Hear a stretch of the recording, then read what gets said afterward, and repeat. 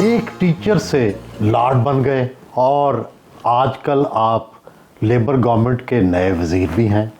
یہ بتائیں کہ یہ سفر کیسے طے ہوا اور کیا یہاں استاد بھی سیاست میں آ سکتا ہے؟ جو چیز میں پڑھاتا تھا یونیورسٹی میں، جس موضوع کے اوپر میں وہ موضوع ٹیچ کرتا تھا، وہی ایریا کے اوپر ہم آج وہ گورنمنٹ میں فیصلے کر رہے ہیں. جو کمیونٹیز ہیں، فیتھ ہے، ری سیٹلمنٹ، کافی امپورٹنٹ ایریاز ہیں گورنمنٹ کے لحاظ سے. تو الحمدللہ ایک میرا وہ ایکسپیرینس تھا ایز اے ایکیڈیمک. قابلیت کام آئی یا قسمت؟ میرے خیال یہ دونوں چیزیں کام آتی ہیں. جو کہتے ہیں نا right place in the right time. آپ نے تعلیم کیا حاصل کی اور اس کا جو آپ کی عملی زندگی ہے، عملی سیاست ہے، وہ کتنا کام آ رہی ہے؟ LLB مکمل کیا ہے یونیورسٹی میں. پھر میں لنڈن چلا گیا بیرسٹر بننے کے لیے. وہ جو بیرسٹر کورس ہے، مجھے لنڈن پسند نہیں تھا اس وقت، جو انٹرسٹنگ بات ہے.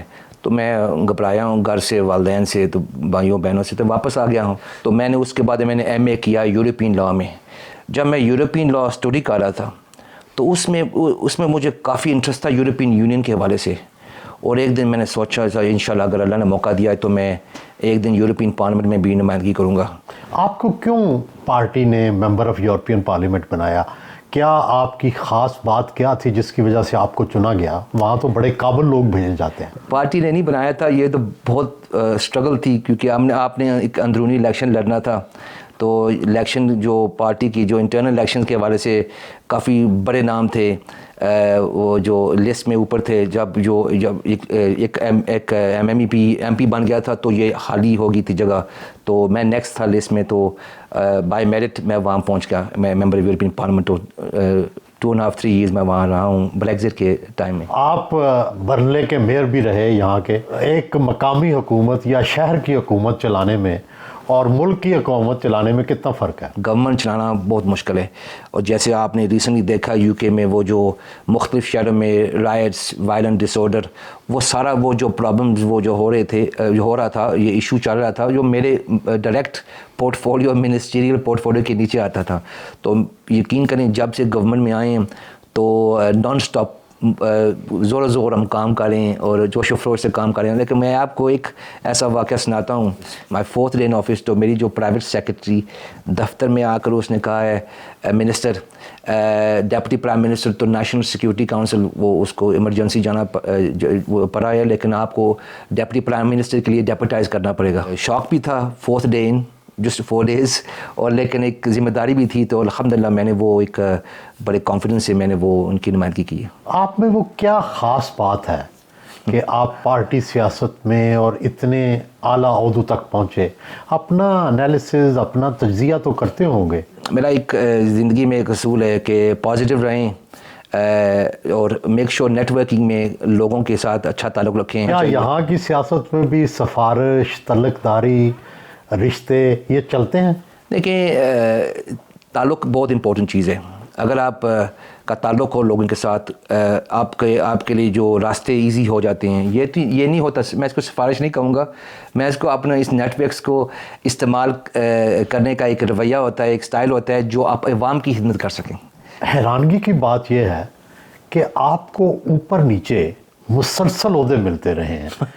کبھی ممبر یورپین پارلیمنٹ، کبھی ہاؤس آف لارڈس کا ممبر، کبھی میئر. تو کوئی تگڑی آپ کا نیٹ ورکنگ، چلے سفارش نہیں کہتے، کوئی تگڑی نیٹ ورکنگ ہے تگڑی آپ کے پاس؟ سر میں تو یہی سمجھتا ہوں میرے پاس میرا جو مقصد زندگی کا بھی جو رہ گیا ہے، جتنی بھی زندگی ہے، دعائیں کمانا. پاکستان میں آپ کا کہاں سے تعلق ہے اور آپ کی کہانی کیا ہے؟ میرے والد صاحب 15 سال کی عمر سے یہاں UK آئے تھے 67 میں. نہ ان کو زبان کا پتہ تھا نہ کلچر کا. کیا نام تھا ان کا؟ جی حاجی میاں خان.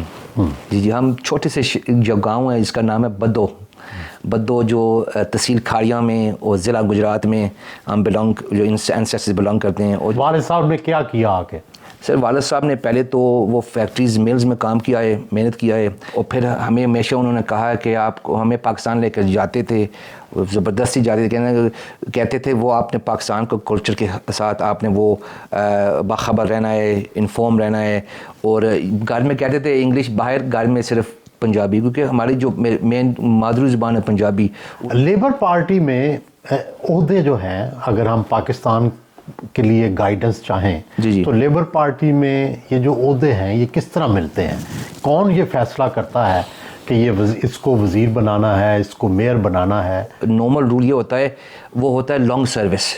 جتنا بھی زیادہ وہ سروس آپ نے کی ہے ایز اے کاؤنسلر، پھر آپ کا وہ موقع ملتا ہے اپنا میئر میں. کچھ کاؤنسلز جیسے مانچسٹر ہے ان کا اپنا ہوتا ہے، اور یہ تو بنتی ہے گروپنگز جو زیادہ وہ جس کے زیادہ ووٹ ہیں، کاؤنسلز جو بنے ہیں منتخب ہوئے ہیں ان میں وہ بنتے ہیں. میرا جو سفر ہے، میں عوام کو یہ ضرور یہ پیغام دینا چاہوں گا، میں نے بہت مشکل سے وہ میرا ایم ای پی کا جو حلقہ تھا 76 ایم پی کا حلقے تھے، اور جہاں تک سلیکشن کے حوالے سے میں نے میرا حال ہے 80% وہاں میں نے پھرا ہوں، اور ڈور ٹو ڈور جو ممبرز تھے لیبر پارٹی کے ان کو وہ نوک کرتا تھا، گزارش کرتا تھا، اپنا کیس پیش کرتا تھا، مجھے آپ نے سلیکٹ کرنا ہے ایز اے کینڈیڈیٹ. پھر فون بینکنگ ہوتی تھی، فون لوگوں کے کرتے تھے، ہاں ابھی میں آپ تک نہیں پہنچ سکا لیکن مجھے پلیز ووٹ ضرور ڈالیں as a internal election for the European parliament. لیکن آج کل سوشل میڈیا کی اسپینڈنگ کافی ہو چکی ہے. ابھی برطانیہ میں نئی حکومت آ گئے، نئے وزیر اعظم آ گئے، پاکستان کو برطانیہ سے اچھی فنڈنگ ملتی رہی ہے. آگے کیا دیکھتے ہیں آپ پاکستان کے اور برطانیہ کا تعاون، اور آپ لوگوں کی وہاں کیبنٹ میں موجودگی سے کیا فائدہ ہوگا؟ جب میں یورپین پارلیمنٹ میں تھا، اور جب ویسے میں لارڈز منسٹر نہیں تھا لیکن جب لارڈز میں تھا، میرا ہمیشہ یہی موقف رہا ہے کہ پاکستان اور یو کے درمیان اچھا تعلق ہونا چاہیے. پاکستان کی سیاست کو بھی ظاہر ہے آپ جانتے ہیں، پڑھتے ہوں گے، بخوبی آگاہ ہوں گے. آپ کیا تجزیہ کرتے ہیں؟ ہمیں غلطیاں کیا ہیں اور ہم میں خوبیاں کیا ہیں؟ سر ویری انٹرسٹنگ پوائنٹ. میں یہ آپ کو بتانا چاہوں گا کہ 2018 میں پاکستان میں الیکشنز میں الیکشن آبزرور تھا آفیشلی یورپین پارلیمنٹ کی طرف سے. میں مائیکل گالر کی قیادت میں ہم آبزرو کر رہے تھے 18. تو میں نے کافی وہ پاکستان کے جو الیکشن کلچر ہے، یعنی کہ وہ کہتے ہیں رونق تو وہاں ہے کافی. تو جیسے وہ کلچر ہے ووٹ مانگنے کا، اور ووٹ وہ لوگوں کے ساتھ لے کر وہ کلچر مجھے بہت اچھا لگتا ہے، کیونکہ مجھے پتہ ہے اکنامیکل کافی لوگوں کے فائدے بھی ہوتے ہیں الیکشن ٹائمز. یہ اسپیشلی جو چھوٹے دکان والے لوگ ہیں ان کا بھی کافی اکنامک ڈیولپمنٹ ہوتا ہے. دوسری بات ہے کہ جو پاکستان میں اگر میں ہوتا شاید میں نہ پہنچ سکا میں نہ پہنچ سکوں at the top of the ladder. میرا حال ہے بہت زیادہ رکاوٹیں ڈیفیکلٹیز ہیں. کیسے ختم کی جا سکتی؟ میں یہ سمجھتا ہوں کہ چیلنجز ملک میں ہوتے ہیں ہمیشہ، لیکن ایوالونگ طریقے سے مذاکرات اور مفاہمت کے حوالے سے اب بیٹھیں کراس پارٹی، اور یہ کلچر کو، نظام کو ہر پارٹی کے لیے، عوام کے لیے یہ تھوڑا بہتر کریں. آپ میئر بھی رہے، ایم ای پی بھی رہے، اب منسٹر بھی ہیں. یہ بتائیں کہ آپ بھی حلقے کے لوگوں کے کام کرتے ہیں، لوگ سفارشیں لے کے آتے ہیں اپنے کاموں کے لیے؟ میں ایک مثال دیتا ہوں. اگر کسی کی شادی ہوئی ہے پاکستان، اور وہ اپلیکیشن وہ انہوں نے جمع کیا ہے، اور کچھ ہوم آفس سے جو ایمبیسیز کچھ جواب نہیں آ رہا، کوئی ڈیلے ہو رہا ہے، تو وہ ایم پی کو ملتے ہیں اور کہیں گے یہ میری وائف ہے یا میرا ہسبینڈ ہے، میں نے اپلائی کیا ابھی تک کوئی جواب نہیں آیا، تو اس کو تھوڑا پرسیو کریں، پتہ کریں یہ کہاں تک پہنچا اپلیکیشن. تو ایم پی کا یہ کام ہوتا ہے، اس کا ڈائریکٹ لائن ہوتا ہے ہوم آفس سے، جو ایک انٹرنل ڈپارٹمنٹ، وہ ان کو لکھے گا اپنا جو کنسٹیچوئنٹ کے حوالے سے. ملازمت کے لیے بھی سفارشیں آتی ہیں؟ ظاہر لوگوں کی ریکویسٹ تو ہوتی ہیں نا ہمیں، اور مانی بھی جاتی ہے سفارشیں؟ نہیں سر، یہاں تو سول سروس تو ایک ایسا ہمارا سسٹم ہے جو علیحدہ ایک الگ انڈیپینڈنٹ ہوتا ہے. آپ نے سول سروس کا سسٹم میں اپلائی کرنا پڑتا ہے. نہیں، اور جو پرائیویٹ نوکریاں، ہاں، جنہوں نے کمپین کیا ہے، جنہوں نے سفر کا حصہ جو رہے ہیں، وہ ظاہر ہے تو ان کو تو جسٹ وہ ایم پیز کریں گے. ان کی پھر تنخواہیں لگتی ہیں؟ ہاں تنہائی لگتی ہیں. اسکیل ہوتا ہے، ایک لو لیول ہوتا ہے، ایک ہائی لیول ہوتا ہے. میرا خیال ہے سب سے جو میکسیمم جو اسکیل ہے پولیٹیکل اپوائنٹمنٹس میں وہ 45,000 ہے. 45,000 پر اینم.